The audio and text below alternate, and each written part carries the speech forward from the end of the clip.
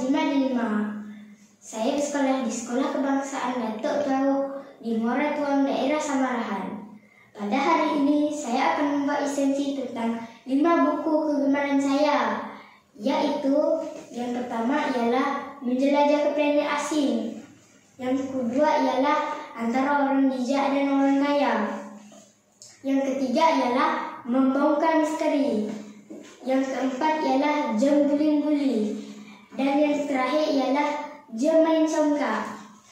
Di antara 5 buku yang saya baca, buku Menjelajah ke Planet Asing merupakan yang paling saya gemari. Jangan menilai buku daripada kulitnya. Saya akan mengupas tentang buku ini. Buku ini bertajuk Menjelajah ke Planet Asing, dikarang oleh Ghazali Mahazia. Beliau lahir pada 1956 dan merupakan seorang penulis yang banyak menghasilkan buku penulisannya.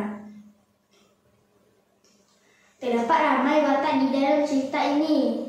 Antaranya ialah yang pertama, Abun. Abun merupakan anak orang asli. Dia telah diculik oleh makhluk asing Andromeda. Pada akhirnya mereka telah berkawan. Namun demikian mereka telah ditawan oleh makhluk asing Marek. Watak yang kedua ialah Asan. Asan merupakan adik kepada Abun dan berusia 12 tahun. Asan tidak pernah berputus asa untuk mencari abangnya yang telah ditawan. Watak yang ketiga ialah Larik. Larik berasal daripada planet Andromeda yang telah dicerobohi. Larik turun ke bumi dengan harapan dapat menjadikan bumi sebagai tempat tinggal baru mereka.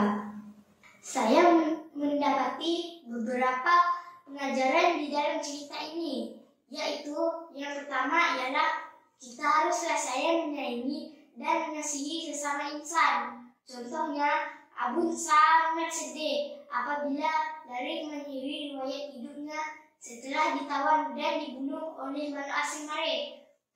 Yang kedua ialah kita haruslah bekerja sama dan bersikap terbuka di dalam sesuatu apabila perlu.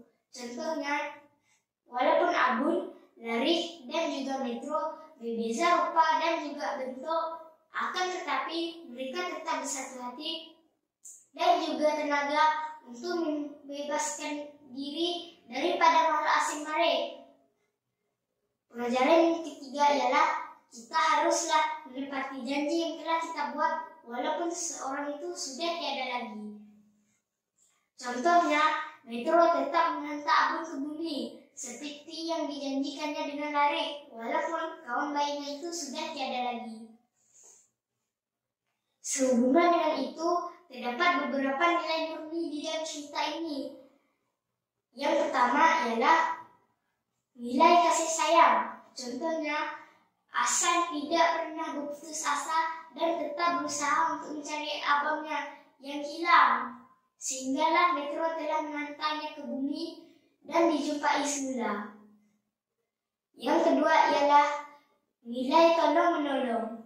Contohnya, Abun tetap membantu Larik dan juga Metro walaupun rupa dan juga bentuk makhluk asing itu tidak sama dengan fizikal manusia biasa demi menegak kebaikan. Yang ketiga ialah nilai setia. Contohnya, Metro kawan Larik. Walaupun mereka berdua ialah makhluk asing, akan tetapi sifat setia di dalam persahabatan mereka patut kita contohi. Pada pendapat saya, buku ini sangat menarik. Ini karena yang pertama ialah jalan cerita buku ini yang sangat dramatik. Kerana terdapat unsur suspense, takut, sedih, dan pada akhirnya gembira. Yang kedua ialah penggunaan bahasa yang mudah difahami, penggunaan bahasa yang dapat menambah kosakata, dan saya dapat memahami buku ini dengan baik sekali. Yang ketiga, hubungan kekeluargaan antara anak dan juga ibu bapa, dan hubungan kawan karib yang saling memberikan bantuan. Segala pelajaran dan juga nilai yang di dalam cerita ini dapat saya jadikan rujukan dan panduan di dalam hidup saya. Itu saja esensi buku leseng. Sekian, terima kasih.